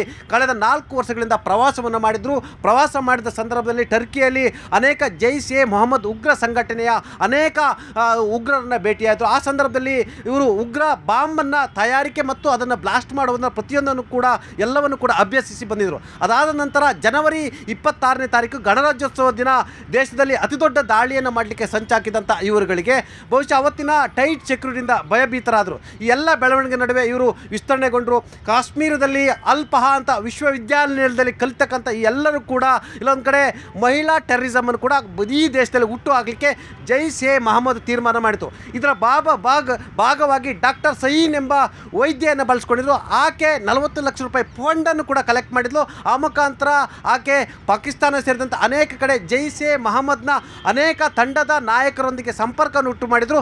ಎಂಥ ಆಘಾತಕಾರಿ ಮತ್ತು ಆತಂಕಕಾರಿ ವಿಚಾರ ಅಂತ ಹೇಳಿದ್ರೆ, ಈ ದೇಶದಲ್ಲಿ ಜೈಷ್ ಎ ಮೊಹಮ್ಮದ್ ಮಹಿಳಾ ಉಗ್ರ ಸಂಘಟನೆಯನ್ನು ಕೂಡ ಕಟ್ಟುವ ಮುಖಾಂತರ ಈ ಮಹಿಳಾ ಉಗ್ರ ಸಂಘಟನೆಗೆ ದೇಶಾದ್ಯಂತ ಇರತಕ್ಕಂಥ ಎಜುಕೇಟೆಡ್ ಮಹಿಳೆಯರನ್ನು, ಅಂದರೆ ಅದರಲ್ಲೂ ಕೂಡ ಅಲ್ಪಸಂಖ್ಯಾತ ಮಹಿಳೆಯರನ್ನು ಕರೆತರುವ ಮುಖಾಂತರ ದೇಶದ ವಿವಿಧ ಭಾಗಗಳಲ್ಲಿ ವಿಧ್ವಂಸಕ ಕೃತ್ಯವನ್ನು ನಡೆಸಲಿಕ್ಕೆ ರೂಪುರೇಷೆಯನ್ನು ಮಾಡಿದರು. ನಿಮಗೆ ಗೊತ್ತಿರಲಿ, ಫರೀದಾಬಾದಿನಲ್ಲಿ 2900 kgಯಷ್ಟು ಸ್ಫೋಟಕ ವಸ್ತು ಸಿಗುತ್ತೆ. ಅದಾದ ಬಳಿಕ ಉಗ್ರ ಉಮರ್ ದೆಹಲಿಯಲ್ಲಿ ಒಂದು ನಮಾಜನ್ನು ಮಾಡ್ಕೊಂಡು ಬರ್ತಾರೆ. ನಮಾಜನ್ನು ಮಾಡ್ಕೊಂಡು ಬಂದು ಒಂದು ಪಾರ್ಕಿಂಗಲ್ಲಿ 3 ಅವರ್ ಇರ್ತಾನೆ. ಎಲ್ಲೊಂದು ಕಡೆ ಇವರೊಂದಷ್ಟು ಪ್ಲ್ಯಾನ್ಗಳೆಲ್ಲ ಉಲ್ಟಾ ಆಯಿತು ಎಂಬ ಗಾಬರಿಗೆ ಬೀಳ್ತಕ್ಕಂಥ ಉಗ್ರ ಉಮರ್ ಅವರು ತನ್ನ I-20 ಗಾಡಿಯಲ್ಲಿ ಅವನು ದೆಹಲಿಯಲ್ಲಿ ಹೋಗ್ತಾ ಇರ್ತಾನೆ. ನಿಮ್ಗೆ ಗೊತ್ತಿರಲಿ, ಚಾಂದಿನಿ ಚೌಕ್ ಬಳಿ ಬಂದ ಸಂದರ್ಭದಲ್ಲಿ ಸುಮಾರು ಟ್ರಾಫಿಕ್ ಇರ್ತಕ್ಕಂಥ ಸಂದರ್ಭದಲ್ಲಿ ತನ್ನನ್ನು ತಾನೇ ಸ್ಫೋಟವನ್ನು ಮಾಡ್ಕೊತಾರೆ. ಆ ಮುಖಾಂತರ ಈ ಸ್ಫೋಟ ಈಗ ಬಯಲಾಗ್ತಿರ್ತಕ್ಕಂಥದ್ದು. ಅದಾದ ಬಳಿಕ ಡಿಸೆಂಬರ್ 6ನೇ ತಾರೀಕಿನಂದು ಬಾಬರಿ ಮಸೀದಿ ಧ್ವಂಸದ ದಿನದ ನೆನಪಿಗಾಗಿ ಕಾಶಿ, ಅಯೋಧ್ಯೆ, ದೆಹಲಿ ಸೇರಿದಂತೆ ಅನೇಕ ಕಡೆ ಅತಿ ದೊಡ್ಡ ಬ್ಲಾಸ್ಟನ್ನು ಮಾಡಲಿಕ್ಕೆ ಇವರು ಪ್ಲ್ಯಾನನ್ನು ಮಾಡ್ತಾರೆ. ಆ ಮುಖಾಂತರ ಈ ಬ್ಲಾಸ್ಟ್ಗಳನ್ನ ಮಾಡುವ ಮುಖಾಂತರ ದೇಶದ ಭದ್ರತೆಗೆ ಆತಂಕವನ್ನು ಉಂಟು ಮಾಡುವಂಥದ್ದು, ಆ ಮುಖಾಂತರ ಆರ್ಥಿಕ ವ್ಯವಸ್ಥೆಗೆ ಅತಿ ದೊಡ್ಡ ಪೆಟ್ಟನ್ನು ಕೊಡುವಂಥದ್ದು, ಆ ಮುಖಾಂತರ ದೇಶದಲ್ಲಿ ಕೋಮು ಗಲಭೆಗಳು, ಆಂತರಿಕ ಕ್ಷೋಭೆಗಳನ್ನು ಉಂಟು ಮಾಡಲಿಕ್ಕೆ ಎಲ್ಲ ತಯಾರಿಯನ್ನು ಮಾಡಲಾಗಿತ್ತು. ಎಲ್ಲ ಒಂದು ಕಡೆ ಉಗ್ರ ಉಮರ್ ಸೇರಿದಂತೆ ಅನೇಕರು, ನಿಮಗೆ ಗೊತ್ತಿರಲಿ, ಎಲ್ಲ ಒಂದು ಕಡೆ ಈಗ ಈ ದೇಶದಲ್ಲಿ ಅಲ್ಪಸಂಖ್ಯಾತರ ಮೇಲೆ ಗಂಭೀರ ಆರೋಪಗಳಿರ್ತಕ್ಕಂಥದ್ದು. ಭಯೋತ್ಪಾದಕರೆಲ್ಲರೂ ಕೂಡ ಮುಸ್ಲಿಮರೆಲ್ಲ ಭಯೋತ್ಪಾದಕರ ಅನ್ನೋ ಮುಖಾಂತರ ಈ ದೇಶದಲ್ಲಿ ಅನೇಕ ವ್ಯಾಖ್ಯಾನಗಳು ನಡೀತಿರೋ ಸಂದರ್ಭದಲ್ಲೇ ಅಷ್ಟೂ ಜನರು ಕೂಡ ಓದಿದಂಥ ವಿದ್ಯಾರ್ಥಿಗಳಾಗಿದ್ದಂಥವರು, ಡಾಕ್ಟರ್ಸ್ ಆಗಿದ್ದಂಥವ್ರು. ಹಾಗಾಗಿ ಆತಂಕಕಾರಿ ವಿಚಾರ ಅಂತ ಹೇಳಿದ್ರೆ, ಈ ದೇಶದಲ್ಲಿ ಆಂತರಿಕವಾಗಿರ್ತಕ್ಕಂಥ ಸ್ಲೀಪರ್ ಸೆಲ್ಗಳಿರ್ತಕ್ಕಂಥ ಮತ್ತು ಭಯೋತ್ಪಾದಕರಿಗೆ ನೆರವು ನೆರವು ನೀಡುವಂಥವ್ರನ್ನ ಮೊದಲು ಅವ್ರನ್ನ ಭಯೋತ್ಪಾದಕರ ಪಟ್ಟಿಯಲ್ಲಿ ಇಟ್ಕೊಂಡು ಅವರನ್ನು ಶಿಕ್ಷೆಯನ್ನು ಕೊಡಬೇಕು. ಈ ದೇಶದ ಕಾನೂನು ವ್ಯವಸ್ಥೆ ಎಲ್ಲೊಂದು ಕಡೆ ಟ್ರಯಲ್ ಹೆಸರಿನಲ್ಲಿ 16 ವರ್ಷಗಳು ಏನೋ ಕೋರ್ಟ್ಗಳಲ್ಲಿ ಟ್ರಯಲ್ ನಡೆಯುವ ಮುಖಾಂತರ ಒಂದು ಕಡೆ ಉಗ್ರರಿಗೆ ಇದೊಂದು ಕಡೆ ಈಸಿ ಅನಿಸಿರ್ತಕ್ಕಂಥದ್ದು. ತಮಗೆ ಗೊತ್ತಿರಲಿ, ಪರಪ್ಪನ ಅಗ್ರಹಾರ ಜೈಲಿನಂತೇಳಿ ಒಬ್ಬ ಐಸಿಸ್ ಉಗ್ರ ತನ್ನ ಮೊಬೈಲ್ನ ಇಟ್ಕೊಂಡು ಅವನು ಮಾತನಾಡ್ತಾರೆ ಅಂತ ಹೇಳಿದ್ರೆ ಈ ದೇಶದ ಮಾನಸಿಕ ವ್ಯವಸ್ಥೆ ಯಾವ ರೀತಿ ಇದೆ, ಅಧಿಕಾರಿಗಳು ಏನೋ ಹಣಕ್ಕಾಗಿ ಏನು ಬೇಕಾದರೂ ಮಾಡ್ತಾರೆ ಅನ್ನೋದು ಕೂಡ ಹಲವಾರು ಉದಾಹರಣೆಗಳು ಇರ್ತಕ್ಕಂಥದ್ದು. ಒಟ್ಟಾರೆ ಈ ಒಂದು ಅತಿ ದೊಡ್ಡ ದಾಳಿಯ ಸಂಚನ್ನು ಎಲ್ಲರೂ ಕೂಡ ಖಂಡಿಸಬೇಕಾಗಿರ್ತಕ್ಕಂಥದ್ದು. ಒಟ್ಟಾರೆ ಇಂಥ ದಾಳಿಗಳ ಬಗ್ಗೆ ತಮ್ಮ ಅಭಿಪ್ರಾಯ ಏನು? ಈ ದಾಳಿ ಯಾರು ಮಾಡಿದರೂ ತಪ್ಪೇ. ಈ ದೇಶದಲ್ಲಿ ಫಸ್ಟು ಶಾಂತಿ ಸುವ್ಯವಸ್ಥೆ ಕಾಪಾಡಬೇಕು. ಇದು ಯಾರು ಮಾಡಿದರೂ ಶಿಕ್ಷೆ ಅನ್ಬೇಕು, ಅವರಿಗೆ ಕೊಡಲೇಬೇಕು. ಸರ್, ಈಗ ಜನರ ಮಧ್ಯದಲ್ಲಿ ಬಿ ಜೆ ಪಿಯವರು ಒಂದು ಮಾತನ್ನು ಬಿಟ್ಬಿಟ್ಟಿದ್ದಾರೆ. ಯಾವ ರೀತಿ ಬಿಟ್ಟವ್ರೆ ಅಂದರೆ, ಓಟು ಮೋದಿಗೆ ಹಾಕಿ, ಪ್ರಶ್ನೆ ರಾಹುಲ್ ಗಾಂಧಿನ ಕೇಳಿ, ಏನಾದರೂ ದೂರ ಮಾಡಬೇಕಾ, ಯಾರ ಮೇಲಾದರೂ ದೋಷಿಸಬೇಕಾ, ಜವಾಹರ್ಲಾಲ್ ನೆಹರೂನೋ ಇಂದಿರಾ ಗಾಂಧಿ ಮೇಲೆ ದೋಷಿಸ್ಬಿಡಿ. ಈ ಒಂದು ಲೆಕ್ಕಾಚಾರದಲ್ಲಿ ಇವ್ರು ಇಟ್ಕೊಂಡು ಮುಂದೆ ಹೋಗ್ತಾ ಇದ್ದಾರೆ. ಇವಾಗ 420 kg RDX ಬಂತಲ್ಲ, ಇವತ್ತುವರೆಗೂ ಯಾರು ತಂದ, ಎಲ್ಲಿಂದ ಬಂತು ಅಂತ ಇವತ್ತುವರೆಗೂ ಉತ್ತರ ಕೊಟ್ಟವ್ರ ಕೇಂದ್ರ ಸರ್ಕಾರ? ಆ ಉತ್ತರನ ಅವತ್ತೇ ಹುಡುಕಿದ್ರೆ ಇವತ್ತು 2900 kg RDX ಬರ್ತಾ ಇರಲಿಲ್ಲ. ಅಲ್ಲ ಸ್ವಾಮಿ, ಯಾವುದೋ ಒಂದು ರಾಜ್ಯದಲ್ಲಿ ಯೂನಿಯನ್ ಟೆರಿಟರಿಯಲ್ಲಿ ಒಂದು ಸಣ್ಣದು ಲಿಕ್ಕರ್ ಬಾಟ್ಲ್, ನಾನು ಹೇಳ್ತೀನಿ, ನಾನು ಹೇಳ್ಬಾರ್ದ ಮಾತು ತಪ್ಪದು, ಬಟ್ ಆದರೂ ಹೇಳ್ತೀನಿ, ಒಂದು ಲಿಕ್ಕರ್ ಬಾಟ್ಲ್ ತರಬೇಕು ಅಂದರೆ 100 ಜಾಗದಲ್ಲಿ ಚೆಕ್ ಪೋಸ್ಟ್ ಇರುತ್ತೆ ಸ್ವಾಮಿ. ಡೆಲ್ಲಿಯಲ್ಲಿ, ಜಮ್ಮು ಕಾಶ್ಮೀರದಲ್ಲಿ, ಫರೀದಾಬಾದಲ್ಲಿ ಇದೆಲ್ಲ ಬಂದು ರೆಡ್ ಅಲರ್ಟ್ ಇರ್ತಕ್ಕಂಥ ಜಾಗ. ಈ ಜಾಗದಲ್ಲಿ ಯಾವ ರೀತಿಯಾದಂಥ ಸೆಕ್ಯೂರಿಟಿ ಚೆಕ್ ಇರುತ್ತೆ ಸ್ವಾಮಿ? ಹೆಂಗೆ ಸ್ವಾಮಿ 2900 kg RDX ಬಂತು? ಇವತ್ತು ಹೇಳ್ತಿರಲ್ಲ ಸ್ವಾಮಿ, 26ನೇ ತಾರೀಕು ಬ್ಲಾಸ್ಟ್ ಮಾಡೋಕ್ಕಿದ್ರು, ಡಿಸೆಂಬರ್ 6ನೇ ತಾರೀಕು ಬ್ಲಾಸ್ಟ್ ಮಾಡೋಕ್ಕಿದ್ರು ಅಂತ. ಈ ಇಂಟೆಲಿಜೆನ್ಸ್ ಎಲ್ಲೋಗಿತ್ತು ಸ್ವಾಮಿ ಇಷ್ಟು ದಿವಸ ಬ್ಲಾಸ್ಟ್ ಆಗೋವರೆಗೂ? ಎಲ್ಲಿದ್ರಿ ಇವಾಗ? ಯಾಕೆ ನಿಮ್ಮ ಹೋಮ್ ಮಿನಿಸ್ಟರ್ ಸೈಲೆಂಟ್ ಆಗಿದ್ದಾರೆ? ಯಾಕೆ ನಿಮ್ಮ ಇಂಟೆಲಿಜೆನ್ಸ್ ಡಿಪಾರ್ಟ್ಮೆಂಟ್ ಸೈಲೆಂಟ್ ಆಗಿದೆ? ತಗೊಳ್ಳಿ, ಕ್ರಮ ತಗೊಳ್ಳಿ. ಇಲ್ಲ ನಿಮ್ಮ ಕೈಯಲ್ಲಿ ಆಗಿಲ್ವಾ, ರಾಜೀನಾಮೆ ಕೊಡ್ರಿ. ಕೊಟ್ಬಿಟ್ಟು ನಿಮ್ಮಲ್ಲೇ, ನಿಮ್ಮ ಪಕ್ಷದಲ್ಲೇ ಯಾರು ಟ್ಯಾಲೆಂಟ್ ಇದೆ ಅವನಿಗೆ ಮಾಡಿ, ನಾವು ಬೇರೆ ಪಕ್ಷದವ್ರು ಕೊಡಿ ಅಂತ ಕೇಳಲ್ಲ, ಬಟ್ ನಿಮ್ಮಲ್ಲೇ ಟ್ಯಾಲೆಂಟ್ ಇರೋನು ಕೊಡಿ. ಇಲ್ಲ ನಿಮ್ಮ ಕೈಲಿ ಮಾಡೋಕ್ಕೆ ಆಗಲ್ವಾ, ಬಿಟ್ಬಿಟ್ಟೋಗಿ. ಈ ದೇಶ ನೀವು ಇವತ್ತು ಆಳ್ವಿಕೆ ಮಾಡ್ಬೋದು, ನಾಳೆ ಇನ್ನೊಂದು ಪಕ್ಷ ಬರ್ಬೋದು, ಕಾಂಗ್ರೆಸ್ಸೋ, ಆಮ್ ಆದ್ಮಿ ಪಾರ್ಟಿನೋ, ಜನತಾದಳ, ನಿಮ್ಗೆ ಯಾರಾದರೂ ಬರಲಿ ಸ್ವಾಮಿ, ಆದರೆ ದೇಶ ಉಳಿಬೇಕು. ಯಾರಾದರೂ ಪಕ್ಷ ರೂಲ್ ಮಾಡ್ಕೊಳ್ಳಿ, ದೇಶದ ಜನ ಭದ್ರತೆಯಿಂದ ಇರಬೇಕು. ಆ ಭದ್ರತೆಯನ್ನು ಕಾಪಾಡುವಂಥ ಜವಾಬ್ದಾರಿ ಇವತ್ತಿರ್ತಕ್ಕಂಥ ಹೋಮ್ ಮಿನಿಸ್ಟರ್ ಆಗೋ ಪ್ರಧಾನಿದಿದೆ. ದಯಮಾಡಿ ಹೇಳ್ತಾ ಇದ್ದೀನಿ, ಈ ಕೂಡಲೇ ಇದನ್ನ ಗಂಭೀರವಾಗಿ ತಗೊಂಡು ಇದನ್ನು ತನಿಖೆ ಮಾಡಿ. ಇವಾಗ ಏನು ಈ ನಮ್ಮ ತಿಳಿದಂಗೆ ದೊಡ್ಡ ದಾಳಿ ಅಂದರೆ ಪುಲ್ವಾಮಾ ಇರ್ಬೋದು, ಪಹಲ್ಗಾಮ್ ಇರ್ಬೋದು, ಅಥವಾ ಡೆಲ್ಲಿ ಇರ್ಬೋದು, ಈ ಮೂರನ್ನು ಕೂಡಲೇ ತನಿಖೆ ಮಾಡಿ. ಯಾರವನು ಇದುವರೆಗೂ ಸಮಯ ಒಬ್ಬ ಟೆರ್ರಿಸ್ಟ್ ಇದರಲ್ಲಿ ಇನ್ವಾಲ್ವ್ ಆದ, ಇವನು ನಾವು ಜೈಲಿಗೆ ಹಾಕ್ತೀವಿ ಅಂತ ಇದುವರೆಗೂ ತೋರಿಸಿರ್ವಲ್ರಿ. ಇನ್ನೇನು ಹೇಳೋಣ, ಸುಮ್ಮನೆ ಯಾವುದೋ ಒಂದು 4 ಜನ ಸುಟ್ಟಾಕ್ಬಿಟ್ಟು ಅವ್ರನ್ನ ಸುಟ್ಬಿಟ್ಟಿದ್ವಿ, ಫೈರ್ ಮಾಡಿದ್ವಿ ಅವ್ರ ಮೇಲೆ ಅಂತ ಹೇಳಿದ್ರಿ. ಅದು ಸುಳ್ಳು ಅಂತ ಇಡೀ ದೇಶದಲ್ಲಿರೋ ಜನಕ್ಕೂ ಗೊತ್ತು. ಹಾಗಾಗಿ ದಯವಿಟ್ಟು ಈ ರಾಜಕೀಯ ನಾಟಕನ ಬಿಟ್ಬಿಟ್ಟು ನಿಜವಾಗ್ಲೂ ಈ ದೇಶದ ಪ್ರೇಮಿಯಾಗಿ, ಆವಾಗಲೇ ನಮ್ಮ ಸಾರೊಬ್ರು ಹೇಳಿದ್ರು, ಫಸ್ಟು ನೀನು ಈ ದೇಶದ ಪ್ರಜೆ, ಆಮೇಲೆ ನೀನು ಯಾವುದೇ ಪಕ್ಷ ಇನ್ನೊಂದು, ಮತ್ತು ಈ ದೇಶದ ಪ್ರಜೆಯಾಗಿ ನಿನ್ನ ಒಂದು ಕರ್ತವ್ಯ ಇದೆ, ಆ ಕರ್ತವ್ಯನ ಫಸ್ಟ್ ಮಾಡಿ, ಆಮೇಲೆ ಮಿಕ್ಕಿದ ಕೆಲಸ ಮಾತಾಡೋಣ. ರಾಜಕೀಯನೇ ಬಿಡಬೇಕು. ಕಾಂಗ್ರೆಸ್ ಅಷ್ಟೇ, BJP ಅಷ್ಟೇ, ಆಮ್ ಆದ್ಮಿ ಪಾರ್ಟಿ ಕೂಡ ಅಷ್ಟು. ಎಲ್ಲ ಬಾಂಬ್ ದಾಳಿ ಆಯಿತು, ಪಾಕಿಸ್ತಾನ ಜಿಂದಾಬಾದ್ ಅಂದ ಕೂಡಲೇ ಅವ್ರ ಪರವಾಗಿ ನಿಂತ್ಕೊಳ್ಳೋದಲ್ಲ, ಹೇಳೇ ಇಲ್ಲ ಅಂತ ಹೇಳೋದಲ್ಲ. ಇದು ಕೂಡ ನೀವು ಕೂಡ ಹೊಣೆಗಾರರಾಗಿದ್ದೀರಾ. ಅವ್ರನ್ನೆಲ್ಲ ಒಂದು ಕಡೆ ಪರೋಕ್ಷವಾಗಿ ನೀವು ಅವ್ರಿಗೆ ನೀವು ಕುಮ್ಮಕ್ಕು ಕೊಟ್ಟಂಥ ಸಂದರ್ಭದಲ್ಲಿ. ಯಾಕಂತೇಳಿದ್ರೆ ಇವತ್ತು ದೇಶಾದ್ಯಂತ ಸ್ಲೀಪರ್ ಸೆಲ್ಗಳಿದ್ದಾವೆ. ಯಾರು ಈಗ ಮಾಡಿದ್ರೆ ಹೊರಗಡೆಯಿಂದ ಬಂದ್ರ, ಪಾಕಿಸ್ತಾನದಿಂದ ಬಂದ್ರ? ಇಲ್ಲ, ಪಾಕಿಸ್ತಾನದಿಂದ ಒಂದು ಉಗ್ರ ಸಂಘಟನೆ ಈ ದೇಶದ ಆಂತರಿಕ ವ್ಯವಸ್ಥೆಗೆ ಅತಿ ದೊಡ್ಡ ಸವಾಲಾಗಿರ್ತಕ್ಕಂಥ ಇಲ್ಲಿರ್ತಕ್ಕಂಥ ಎಜುಕೇಟೆಡ್ಸ್ನ ಬಳಸ್ಕೊಳ್ತೀರಂತ ಯಾರು ಕಾರಣ? ನೀವೆಲ್ಲರೂ ಕಾರಣ. ಒಂದು ಯಾಕೆ ಕಾರಣ ಅಂತೇಳಿ, ನಾವು ಇಂಥವನ್ನ ನಮಗೆ ಗೊತ್ತಾದ ತಕ್ಷಣ, ಸುಳಿವನ್ನು ನೀಡಿದ ತಕ್ಷಣ ಸಂಬಂಧಪಟ್ಟವರಿಗೆ ತಿಳಿಸಬೇಕು ಮತ್ತು ಇಂಥದಕ್ಕೆ ಅವಕಾಶವನ್ನು ಕೊಡಬಾರ್ದು. ನಮ್ಮ ಮನೆಗಳಲ್ಲಿ ನಾವು ನಮ್ಮ ಮಕ್ಕಳುಗಳಿಗೆ, ನಮ್ಮ ಅಕ್ಕಪಕ್ಕದವರಿಗೆ ಈ ದೇಶದ ಭದ್ರತೆ ವಿಚಾರದಲ್ಲಿ ನಾವು ಮಾತನಾಡಬೇಕಾಗಿರ್ತಕ್ಕಂಥದ್ದು, ದೇಶದ ಭದ್ರತೆಯ ಸಂಬಂಧಪಟ್ಟಾಗೆ ನಾವು ಪಾಠ ಮಾಡಬೇಕಾಗಿರ್ತಕ್ಕಂಥದ್ದು. ಹಾಗಾಗಿ ಇಲ್ಲಿ ಬಾಂಬ್ ದಾಳಿ ಆಯಿತು, ದಾಳಿನೇ ಅದು, ಸಾವೇ. ಆ ಸಾವು ಆದ ಮನೆಗಳ ನೋವು ಆಕರಣ ಮಾತ್ರ ಗೊತ್ತಿರ್ತಾರೆ, ನಮಗೆ ಯಾರಿಗೂ ಕೂಡ ಗೊತ್ತಿರಲ್ಲ. ಹಾಗಾಗಿ ಇಂಥ ಸಂದರ್ಭದಲ್ಲಿ ನಾವು ಮೋದಿಯನ್ನು ನೋಡ್ತಾ ಇಲ್ಲ, BJP ನೋಡ್ತಿಲ್ಲ. ಇಂಥ ಸಂದರ್ಭದಲ್ಲಿ ದೇಶದ ವ್ಯವಸ್ಥೆಯನ್ನು ನೋಡ್ತಾ ಇದ್ದೀವಿ ಮತ್ತು ನಾವು ಇದನ್ನು ಮಟ್ಟ ಹಾಕೋಕ್ಕೆ ನಮ್ಮಲ್ಲಿ ಏನು ಪ್ರಯತ್ನವನ್ನು ಮಾಡ್ಬೋದು ಅನ್ನೋದನ್ನು ಕೂಡ ಮಾಡಬೇಕು. ಹೌದಲ್ವ ಸರ್? ಹೌದು ಸರ್, 100%. ಇವಾಗ ಅವ್ನು ಟೆರ್ರಿಸ್ಟಿನ ಗೊತ್ತಿದ್ದಷ್ಟು ನಾವು ರೋಡಲ್ಲಿಕ್ಕೆ ಗುಂಡಾಗಿ ಸಾಯಿಸಬೇಕಾಗುತ್ತೆ.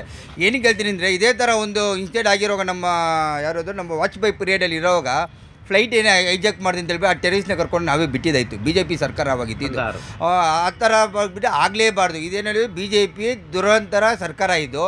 ಈ ಟೆರ್ರಿಸ್ಟು ಅಂತ ಹೇಳ್ಬಿಟ್ಟು ಒಂದು ಮಾಹಿತಿನ ಟ್ರಯಲ್ಗೆ ಏನಿಲ್ಲ ಒಂದು ಟ್ರಯಲ್ ಏನಿಲ್ಲ. ಕಾಂಗ್ರೆಸ್ ಅವರು ಅಷ್ಟೇ, ನಿಮ್ಗೇನೋ ಗೊತ್ತಾದರೆ ಸ್ಲೀಪರ್ ಸೆಲ್ಗಳು ಈ ಥರ ಇದ್ದರೆ ನೀವು ಏನೋ ಅವ್ರು ನಮ್ಮ ವೋಟರ್ಸ್ ಅಂತ ಹೇಳಿ ಮತ್ತೆ ಸುಮ್ಮನಾಗ್ಬಿಟ್ಟಿರ, ಆಮೇಲೆ ಇದು ಬೆಳೀತಾ ಹೋಗ್ಬಿಡ್ತದೆ. ದಯವಿಟ್ಟು ಸ್ಲೀಪರ್ ಸೆಲ್ಸ್ ಎಲ್ಲ ಇರೋದು BJPಯಲ್ಲಿ, ಕಾಂಗ್ರೆಸ್ ಇಲ್ಲ. ನಮ್ಮದಲ್ಲಿ ಇರೋರಲ್ಲ ದೇಶಭಕ್ತಿ ಇರೋರು ನಮ್ಮ ಪಾರ್ಟಿಯಲ್ಲಿ ಇರೋರು, ದೇಶ ವಿರೋಧಿ ಇರೋರೆಲ್ಲ BJPಯಲ್ಲಿ ಇರೋದು. ಅದು ನಿಮ್ಗೆ ಗೊತ್ತಿಲ್ಲ ಸರ್.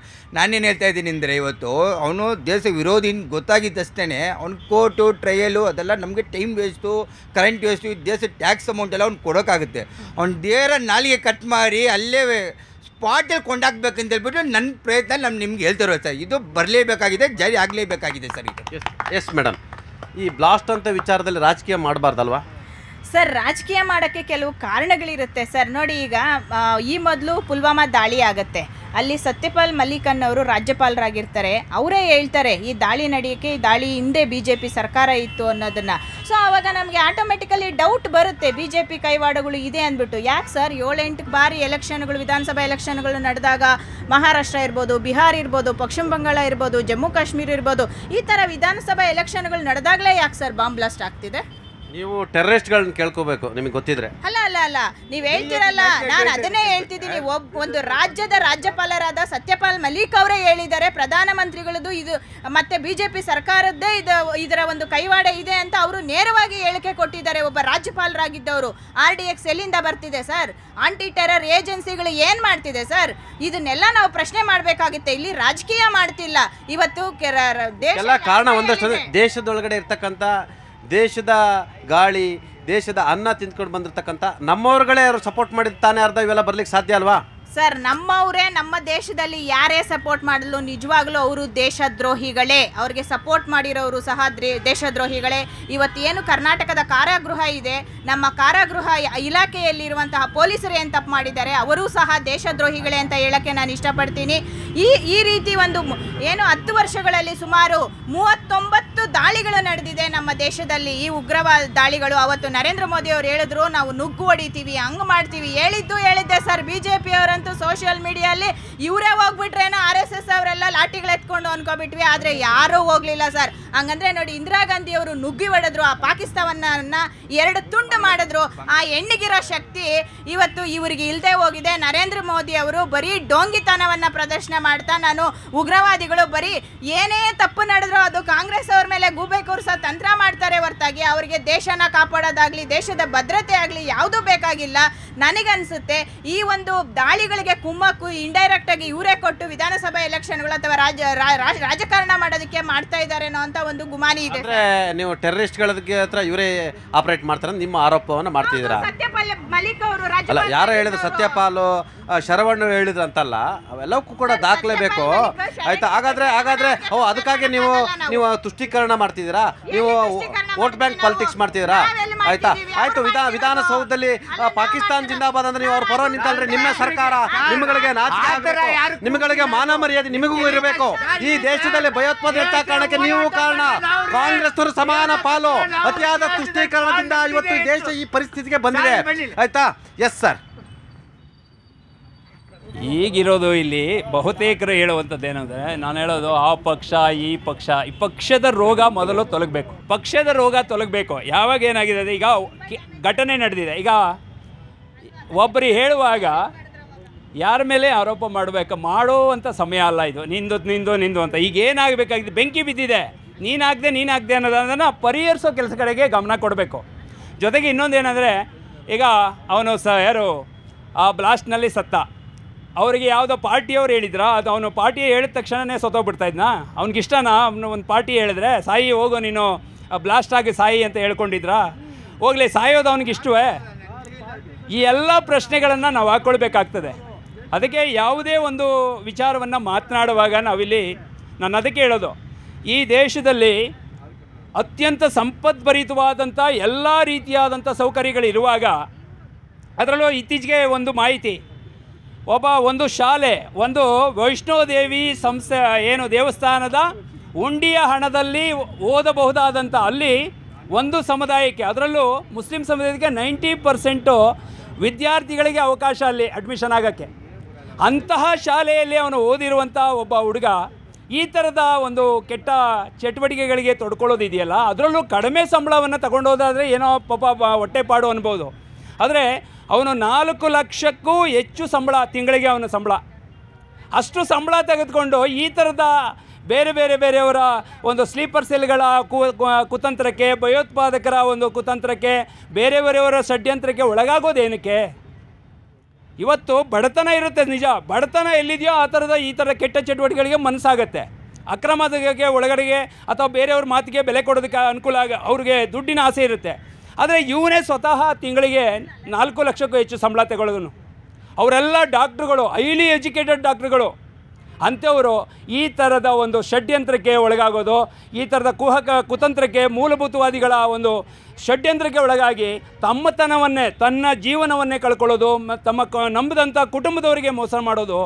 ಆ ಮೂಲಕ ಅದಷ್ಟೇ ಅಲ್ಲದೆ ಇಡೀ ಈ ದೇಶ ಆತನಿಗೆ ಜನ್ಮ ಕೊಟ್ಟಿದೆ, ಬೆಳೆಯೋದಕ್ಕೆ ಅವಕಾಶ ಕೊಟ್ಟಿದೆ, ಓದು ಬರಹ ಎಲ್ಲ ರೀತಿಯಾದಂಥ ಅವನ ಬದುಕನ್ನು ಉಜ್ವಲಗೊಳಿಸ್ಕೊಳ್ಬೋದಂತ ಎಲ್ಲ ಅವಕಾಶ ಕೊಟ್ಟಂಥ ಈ ದೇಶಕ್ಕೆ ಈ ಥರದ ಒಂದು ವಿದ್ರೋಹಕಾರಿ ಘಟನೆಯನ್ನು ಮಾಡೋದಕ್ಕೆ ಅವನು ಮನಸ್ಸು ಮಾಡ್ತಾನಲ್ಲ, ಆ ಕೆಟ್ಟ ಮನಸ್ಸುಗಳನ್ನು ಎಲ್ಲ ರಾಜಕೀಯ ಪಕ್ಷಗಳು ಅಷ್ಟೇ ಅಲ್ಲ, ಇಡೀ ದೇಶದ ಪ್ರತಿಯೊಬ್ಬ ಪ್ರಜೆಯೂ ಖಂಡಿಸಬೇಕಾಗಿದೆ. ಅಂಥವರನ್ನು ಸಿಕ್ಕಾಗ ಕಂಡಲ್ಲೇ ಅವರನ್ನು ಗುಂಡಿಟ್ಟು ಕೊಲ್ಲಬಾರ್ದಂಥ ಒಂದು ವಾತಾವರಣ ಬಂದಾಗ ಮಾತ್ರ ಈ ಉಗ್ರವಾದ ಆಗ್ಬೋದು, ಮೂಲಭೂತವಾದ ಆಗ್ಬೋದು, ಜೊತೆಗೆ ಈ ಕೆಸರೆಚ್ಚಾಟ ಇದೆಯಲ್ಲ, ನಾನು ಸರಿ ಇಲ್ಲ, ನೀನು ಸರಿ, ಎಲ್ಲರದು ಒಂದೇ. ಈ ರಾಜಕೀಯ ಪಕ್ಷಗಳು ನಾನು ಅಧಿಕಾರಕ್ಕೆ ಬರಬೇಕಷ್ಟೇ, ಅಧಿಕಾರಕ್ಕೆ ಬರೋವರೆಗೂ ಅಷ್ಟೇ ನಾನು ಒಳ್ಳೆಯವನು. ಅದಾದ ಮೇಲೆ ಎಲ್ಲ ಅಧಿಕಾರಕ್ಕೆ ಬಂತ, ನೀವು ಮಾಡೋದು ಮಾಡಿದ್ದೆ, ಲೂಟಿ. ಇವತ್ತು ಯಾವುದೇ ಒಂದು ಲಿಸ್ಟ್ ತಗೊಳ್ಳಿ, ನಮ್ಮ ರಾಜ್ಯದಲ್ಲಿ ಎಲ್ಲ ಮಂತ್ರಿಗಳ ಲಿಸ್ಟ್ ತಗೊಳ್ಳಿ, ಎಷ್ಟು ಕೋಟಿ. ನೆನ್ನೆ ಮೊನ್ನೆ ಏನೂ ಇಲ್ಲದೆ ಇರೋನು ಇವತ್ತೆಲ್ಲ ಸಾವಿರಾರು ಕೋಟಿಗಳ ಒಡೆಯ ಎಲ್ಲಿಂದ ಬರ್ತದೆ? ಮೈ ಮುರಿದು ದುಡಿಯೋಂಥವ್ನಿಗೆ ಹಂಗೆ ಇದ್ದಾನೆ ಅವನು. ಈಗ ನೀವೆಲ್ಲ ಇಲ್ಲಿ ಈ ಏರಿಯಾದಲ್ಲಿ ಬಹುತೇಕ ವ್ಯಾಪಾರಿಗಳಿದ್ದಾರೆ.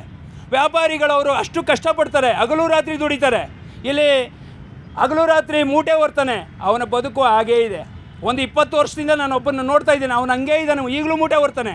ಆದರೆ ಅವನ ಪಕ್ಕದಲ್ಲಿದ್ದಂಥವನು ಈ ಥರದ ಕೆಟ್ಟ ಚಟುವಟಿಕೆಯಲ್ಲಿದ್ದವನು, ಅವರೆಲ್ಲ ದಿನೇ ಈ ರಾಜಕಾರಣಿಗಳು ದಿನೇ ಕೋಟಿ ಹೆಚ್ಚಿಸ್ಕೊಳ್ತಾರೆ. ಒಂದು ಚುನಾವಣೆಯಿಂದ ಇನ್ನೊಂದು ಚುನಾವಣೆಗೆ ಸಾವಿರಾರು ಕೋಟಿ ಆಸ್ತಿಯನ್ನು ಮಾಡ್ತಾರೆ ಅಂದರೆ ಹೇಗೆ ಸಾಧ್ಯ? ಅಂಥವ್ರು ಹಾಗಾಗಿ ಮೊದಲು ಈ ಥರದ ಏನು ಇವೆಲ್ಲ ಒಂದು ರೀತಿಯಾದಂಥ ದೇಶಕ್ಕೆ ಮಾರಕ ಯಾವುದು ಭ್ರಷ್ಟಾಚಾರ, ಆಮೇಲೆ ಈ ಕೆಸರೆಚ್ಚಾಟ, ಈ ಕೆಟ್ಟ ಅಯೋಗ್ಯರಿದ್ದಾರಲ್ಲ ಆ ಅಯೋಗ್ಯರನ್ನು ಮೊದಲು ಮಟ್ಟ ಹಾಕಿದಾಗ ಮಾತ್ರ, ರಾಜಕೀಯ ಪ್ರೇರಿತವಾದಂಥ ಅಯೋಗ್ಯರಿದ್ದಾರಲ್ಲ ಅವರನ್ನು ಮಟ್ಟ ಹಾಕಿದಾಗ ಮಾತ್ರ ಇಂಥ ಉಗ್ರವಾದ ಅನ್ನೋದು ತನ್ನಿಂತಾನೇ ಶಮನ ಆಗುತ್ತೆ. ಸುಹೇಲ್ರವರು ಹೇಳ್ತಿದ್ರು ಅಲ್ಪಸಂಖ್ಯಾತರೇ ನೀವು ನೋಡಿ, ಯಾವುದೇ ಟೆರರಿಸಮ್ ಆ್ಯಕ್ಟಿವಿಟೀಸಲ್ಲಿ ಮುಸ್ಲಿಮರ ಹೆಸರು ಕೇಳಿ ಬರ್ತಿರ್ತಕ್ಕಂಥ ಪಾಕಿಸ್ತಾನ ಪ್ರೇರಿತ ಈ ಭಯೋತ್ಪಾದನೆ ಕೃತ್ಯ ಇದೆಯಲ್ಲ, ಇಡೀ ದೇಶದ ಭದ್ರತೆಗೆ ಧಕ್ಕೆ ತಂದಿರತಕ್ಕಂಥದ್ದು, ಆತಂಕಕಾರಿಯಾಗಿರ್ತಕ್ಕಂಥದ್ದು. ಯಾಕೆ ಈ ಥರದ ಮನಸ್ಥಿತಿ ಅಂತ? ಯಾಕೆ ಅವರು ಅಲ್ಪಸಂಖ್ಯಾತರನ್ನ ಆಯ್ಕೆ ಮಾಡ್ಕೊಳ್ತಾರೆ? ಯಾಕೆ ಈ ದೇಶದ ಅಲ್ಪಸಂಖ್ಯಾತರಿಗೆ ಇನ್ನೂ ಕೂಡ ನಾನು ಈ ದೇಶವಾಸಿ ಅನ್ನೋದು ಒಂದಷ್ಟು ಎಲ್ರಿಗೂ ನಾನು ಹೇಳ್ತಿಲ್ಲ, ಇಂಥವ್ರಿಗೆ ಯಾಕೆ ಬಂದಿಲ್ಲ? ಈಗ ಮುಂಚಿತವಾಗಿ ಹೇಳಿದ್ದೀನಿ ನಾನು, ನಮ್ಮ ಪುಸ್ತಕದಲ್ಲಿ ಯಾವುದೇ ರೀತಿಯ ಎಲ್ಲ ಒಂದು ಸೆಂಟೆನ್ಸ್ ಇಲ್ಲ ಈ ರೀತಿ ನೀವು ದೇಶದ್ರೋಹಿ ಕೆಲಸ ಮಾಡಿ, ಇಲ್ಲ ಅಂತ ಅಂದರೆ ನೀವು ಈ ರೀತಿ ಟೆರರಿಸ್ಟರ್ ಆಗಿ ಒಂದು ನಾಯಿ ಹೊಡೆಯೋ ಪರ್ಮಿಷನ್ ಇಲ್ಲ ಅಂತ ಆಗಲೇ ನಾನು ಹೇಳಿದ್ದೀನಿ. ಬಟ್ ಇದು ಯಾವ ರೀತಿ ಯಾರು ಮಾಡ್ತಾ ಇದ್ದಾರೆ ಅಂತ ಇದಕ್ಕೆ ನನಗೆ ಸೂಕ್ತವಾಗಿ ಗೊತ್ತಿಲ್ಲ. ಇದು ಮಾಡೋದ್ರಿಂದ ಎಲ್ಲ ಅಲ್ಪಸಂಖ್ಯಾತರ ಮೇಲೆ ಎಲ್ಲರೂ ಕೂಡ ಅನುಮಾನದಿಂದ ನೋಡೋ ಪರಿಸ್ಥಿತಿ ಬಂದಿದೆ. ಅವರು ನಿಮ್ಮನ್ನು ನೋಡೋದು, ನೀವು ಅವ್ರನ್ನ ನೋಡೋದು, ಇದರಿಂದ ಎಲ್ಲ ಒಂದು ಕಡೆ ಸೌಹಾರ್ದತೆಗೆ, ಕೋಮು ಸೌಹಾರ್ದತೆಗೆ, ಭಾವೈಕ್ಯತೆಗೆ ಧಕ್ಕೆ ತರಲ್ವಾ? ಹೌದು, ನಿಜ. ಇದು ಎಲ್ಲೋ ದೇಶದ್ರೋಹಿಗಳ ಕೆಲಸ. ಇದು ದೇಶದ್ರೋಹಿಗಳ ಕೆಲಸ ಬಿಟ್ಟು ಬೇರೆ ಯಾರ್ದೂ ಇಲ್ಲ. ಯಾಕೆಂದರೆ ಇವೆಲ್ಲ ಮಾಡೋದು ದೇಶದ್ರೋಹಿಗಳೇ, ಬೇರೆ ಯಾರೂ ಮಾಡೋಕ್ಕಾಗಲ್ಲ. ಯಾವ ಧರ್ಮದಲ್ಲೂ ಈ ರೀತಿ ಪರ್ಮಿಷನ್ ಇಲ್ಲ. ದೇಶದ್ರೋಹಿಗಳೇ ಈ ಕೆಲಸ ಮಾಡಬೇಕು. ಈ ರಾಜಕಾರಣಿಗಳು ಯಾರು ಏನೂ ಮಾಡ್ತಾಯಿಲ್ಲ. ನಾವೆಲ್ಲ ಇದು ಪೊಲಿಟಿಕ್ಸ್ ಬಿಟ್ಟು ನಾವು ದೇಶ ಒಂದು, ಜೈ ಹಿಂದೂಸ್ತಾನ್, ಜೈ ಮಾತಾಜಿ ಅಂತ ನಾವು ಹೊರಟ್ರೆ ನಾವು ಇದಕ್ಕೆ ಕಡಿವಾಣ ಹಾಕ್ಬೋದು. ಇಲ್ಲ ಅಂದರೆ ಈ ರೀತಿ ಆಗ್ತಾನೆ ಇರುತ್ತೆ. ಈ ರೀತಿ ನಾವೆಲ್ಲ ಅನುಭವಿಸ್ಬೇಕಾಗುತ್ತೆ. ಎಲ್ಲ ಒಂದು ಕಡೆ ಈ ಭಯೋತ್ಪಾದಕ ಕೃತ್ಯಗಳಲ್ಲಿ ಅಲ್ಪಸಂಖ್ಯಾತರೇ ಇರೋ ಕಾರಣಕ್ಕಾಗಿ ದೇಶದ ಅಲ್ಪಸಂಖ್ಯಾತರನ್ನ, ಮುಸ್ಲಿಮರನ್ನ ನೋಡೋ ದೃಷ್ಟಿ ಬದಲಾಗ್ತಿದೆಯಾ? ತಾವು ಕೂಡ ಅಲ್ಪಸಂಖ್ಯಾತರಿದ್ರ, ಅವ್ರು ಯಾರೋ ಮಾಡೋದ್ರಿಂದ ಬಹುಶಃ ನಿಮ್ಮ ಹೆಸರು ಹೇಳಿದ ತಕ್ಷಣ ನಿಮ್ಮನ್ನು ನೋಡೋ ದೃಷ್ಟಿ ಕೂಡ ಇದರಿಂದ ಬದಲಾಗ್ತಿದೆಯಾ? ಇದು ಎಲ್ಲೊಂದು ಕಡೆ ದೇಶದ ಭಾವೈಕ್ಯತೆಗೆ ಧಕ್ಕೆ ಬರ್ತಿದೆಯಾ? ಸರ್, ನಿಜವಾಗ್ಲೂ ನಮ್ಗೆ ಹೆಂಗಾಗುತ್ತೆ ಅಂದರೆ ಒಂದೊಂದ್ಸತಿ ಎಲ್ಲೋದ್ರೂ ಮುಸ್ಲಿಮ್ಸು ಟೆರರಿಸ್ಟ್ ಇಲ್ಲ ಅಂತ ಹೇಳ್ತಾ ಇದೀವಿ, ಆದರೆ ಜಾಸ್ತಿ ಜನ ಟೆರರಿಸಮಲ್ಲಿ ಬರ್ತಾ ಇರೋದು ಮುಸ್ಲಿಮ್ಸು ಅಂತ ಒಪ್ಕೊಳ್ತೀವಿ. ಸತ್ಯಾಂಶ ಒಪ್ಕೊಳ್ಳೇಬೇಕು. ಅದು ಯಾರೋ ಒಬ್ಬರು ಮಾಡಿದ್ದಕ್ಕೆ ಇಡೀ ಸಮಾಜಕ್ಕೆ ಹೆಸರು ಕೆಟ್ಟೋಗ್ತಾ ಇದೆ. ಅದಕ್ಕೆ ಕಾರಣನೂ ನಾವೇ. ಇವಾಗ ನಮ್ಮ ಸಮಾಜದಿಂದ ಆಗಿದೆ, ನಾನು ಇಲ್ಲ ಅಂತ ಹೇಳಲ್ಲ, ಆದರೆ ಅಂಥವ್ರಿಗೆ ಶಿಕ್ಷೆಗಳಾಗಬೇಕು. ಅಂಥ ಶಿಕ್ಷೆ ಆಗೋ ಟೈಮಲ್ಲಿ ಮಸೀದಿಗಳಿಂದ ಫತ್ವಾಗಳು ಕೊಡಬೇಕು. ಇಂಥವ್ರಿಗೆ ಇಲ್ಲಿ ಸತ್ತೋದ್ರೆ ಈ ಭೂಮಿಯಲ್ಲಿ 1 ಇಂಚ್ ಜಾಗನೂ ಕೊಡಬಾರ್ದು ಅಂತ ಫತ್ವಾಗಳು ಓಡಿಸ್ಬೇಕು. ಆವಾಗಲೇ ಇಂಥವ್ರಿಗೆಲ್ಲ ಭಯ ಬೀಳೋದು. ಏನಾಗಿದೆ ಅಂದರೆ ಏನು ಮಾಡಿದ್ರು ಏನಿಲ್ಲ, ಯಾರೂ ನಮ್ಗೆ ಕೇರ್ ಮಾಡೋರಿಲ್ಲಪ್ಪ, ನಾವು ಸತ್ತೋದ್ರೆ ತೊಗೊಂಡೋಗಿ ಈ ಭೂಮಿಯಲ್ಲಿ ಹಾಕ್ತಾರಂತ. ಯಾವುದೇ ಕಾರಣಕ್ಕೂ ಟೆರರಿಸ್ಟ್ ಆ್ಯಕ್ಟಿವಿಸ್ಟಲ್ಲಿ ಮುಸ್ಲಿಮ್ಸಲ್ಲಿ ಯಾರಾದರೂ ಭಾಗಿಯಾಗಿದ್ದರೆ ಅಂಥವ್ರು ಸತ್ತೋದ್ರೆ ಅವ್ರ ಶವಕ್ಕೆ 1 ಇಂಚ್ ಜಾಗ ಕೊಡಬಾರ್ದು ಈ ದೇಶದಲ್ಲಿ. ಆವಾಗಲೇ ಅವ್ರಿಗೆ ಬುದ್ಧಿ ಬರೋದು. ಅಂಥವ್ರಿಗೆಲ್ಲ ಈ ಶಿಕ್ಷೆ ಆಗಲೇಬೇಕು.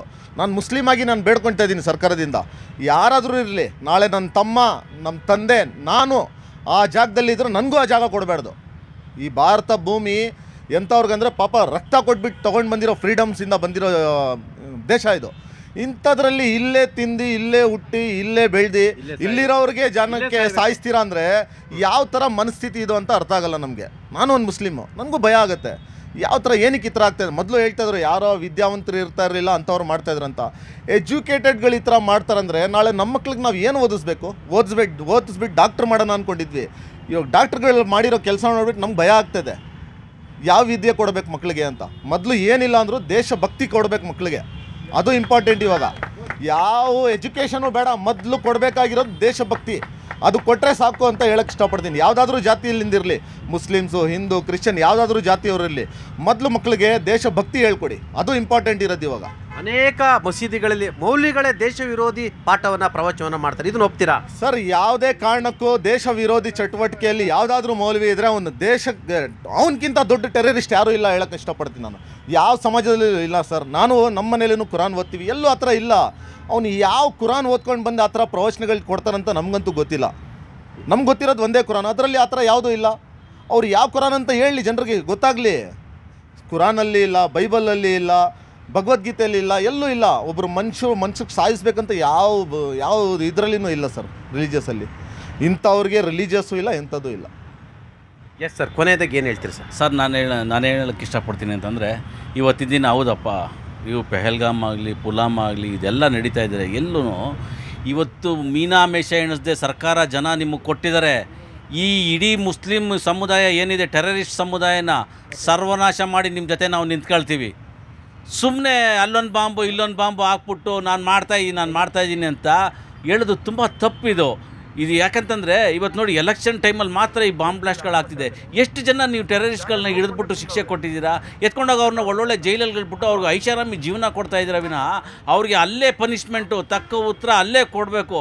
ಅಲ್ಲಿವರೆಗೂ ಹೊರದೇಶದಿಂದ, ಪಾಕಿಸ್ತಾನದಿಂದ ಆಗಲಿ, ಬೇರೆ ಕಡೆಯಿಂದ ಆಗಲಿ ನಮ್ಮ ದೇಶದೊಳಗೆ ನುಸುಲ್ತಾ ಇರ್ತಾರೆ. ಈಗ ನಮ್ಮ ಹಿರಿಯರು ಹೇಳಿದ್ರು, ಎಲ್ಲಿ ದುಡ್ಡು ಬರುತ್ತೋ ಎಲ್ಲರನ್ನೂ ಬಿಡ್ತಾರೆ. ಇವತ್ತೊಂದು ದಿನ ಸರ್ ವಿಧಾನಸೌಧದೊಳಗೆ ಹೋಗ್ಬೇಕು ಅಂತಂದರೆ 1000 ಪ್ರಶ್ನೆ ಕೇಳ್ತಾರೆ. ಒಂದು ಪ್ರೊಫೈಲ್ ಯಾವುದೋ ಒಂದು ಕಂಪ್ನಿಗೆ ಒಳಗೆ ಹೋಗ್ಬೇಕು ಅಂತಂದರೆ ಅವ್ನು ಪೂರ್ತಿ ಡೀಟೇಲ್ ಕೇಳ್ತಾರೆ. ಇಂಥದ್ರಲ್ಲಿ ಒಬ್ಬ ಟೆರರಿಸ್ಟು ನಮ್ಮ ದೇಶದೊಳಗೆ ಬರ್ತಾರೆ ಅಂತಂದರೆ ನಮ್ಮ ಇಂಟೆಲಿಜೆನ್ಸ್ ಏನಾಗಿದೆ? ತಲೆ ತಗ್ಸೋವಂಥ ಪರಿಸ್ಥಿತಿ ಆಗ್ಬಿಟ್ಟಿದೆ ಸರ್, ತಗ್ಸೋಂಥ ಪರಿಸ್ಥಿತಿ ಆಗ್ಬಿಟ್ಟಿದೆ. ನಾನು ಟೆರರಿಸ್ಟ್ ವಿರುದ್ಧವಾಗಿ ನಾನು ಹೇಳ್ತಿದ್ದೀನಿ. ನಮ್ಮ ದೇಶ, ನಮ್ಮ ರಾಜ್ಯ, ನಾವು ಇಲ್ಲಿ ಹುಟ್ಟು ಬೆಳೆದಿದ್ದೀವಿ, ಇಲ್ಲಿ ಅನ್ನ ತಿಂದಿದ್ದೀವಿ, ಇಲ್ಲಿ ಕೆಲಸ ಮಾಡ್ತೀವಿ, ಇಲ್ಲಿ ಬದುಕ್ತಾ ಇದ್ದೀವಿ. ಇದಕ್ಕೋಸ್ಕರ ನಮ್ಮ ಪ್ರೊಫೆಸರ್ ಹೇಳಿದ್ರು, ವೈಟ್ ಕಾಲರ್ಗಳನ್ನ ಫಸ್ಟು ಸರ್ವನಾಶ ಮಾಡಬೇಕು. ಏನೂ ಇಲ್ಲದೆ ಬಂದಂಥ ಒಬ್ಬ ವೈಟ್ ಕಾಲರ್ಗಳು ಇವತ್ತು ಕೋಟ್ಯಾಂತರ ರೂಪಾಯಿ ಮಾಡ್ತಾಯಿದ್ದಾರೆ.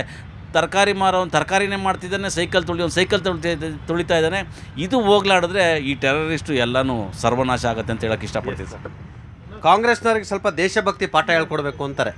ಯಾರು ಸರ್ ಹೇಳಿದ್ದು? ನಮ್ಮ ಕಾಂಗ್ರೆಸ್ ಅವರೇ ದೇಶನ ಉಳಿಸಿರೋದು, ಬೆಳೆಸಿರೋದು, ಸ್ವಾತಂತ್ರ್ಯ ತಂದುಕೊಟ್ಟಿರೋದು. ನೋಡಿ, ನೀವು ಇವತ್ತು ಹೇಳ್ತಾ ಇದ್ದೀರಾ, ಈ ಬೇಹುಗಾರಿಕೆ ಅಥವಾ ನಮ್ಮ ದೇಶದ ಎಷ್ಟೋ ಒಂದು ರಕ್ಷಣಾ ಇಲಾಖೆಯಲ್ಲಿರುವಂತಹ ಮಾಹಿತಿಯನ್ನು ವಿದೇಶಗಳಿಗೆ ಸೋರಿಕೆ ಮಾಡಿರೋದ್ರಲ್ಲಿ RSSನ ಕಾರ್ಯಕರ್ತರು, BJP ಕಾರ್ಯಕರ್ತರನ್ನು ಸಹ ಇವತ್ತು ಬಂಧಿಸಿರೋದು ನಾವು ನೋಡಿದ್ದೀವಿ. ಸೊ ಎಲ್ಲೋ ಒಂದು ಕಡೆ ಇದರಲ್ಲಿ ಕೈವಾಡಗಳಲ್ಲಿ ಇವರು ಸಹ ಇದ್ದಾರಾ ಅಂತ ನಮಗೆ ಒಂದು ಗುಮಾನಿ ಇದೆ.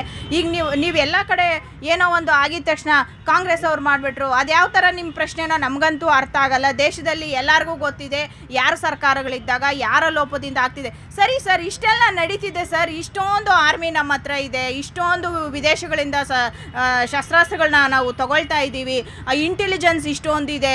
ಮೋದಿ ಅವರಂತೂ ಅವ್ರು ಹೇಳೋದು ನೋಡ್ಬಿಟ್ರೆ ನಾಳೆ ಬೆಳಗ್ಗೆ ಪಾಕಿಸ್ತಾನನೇ ಇರಲ್ವೇನೋ ಅನ್ನೋಷ್ಟು ಭಾಷಣಗಳಲ್ಲಿ ಹೇಳ್ತಿದ್ದಾರೆ ಸರ್.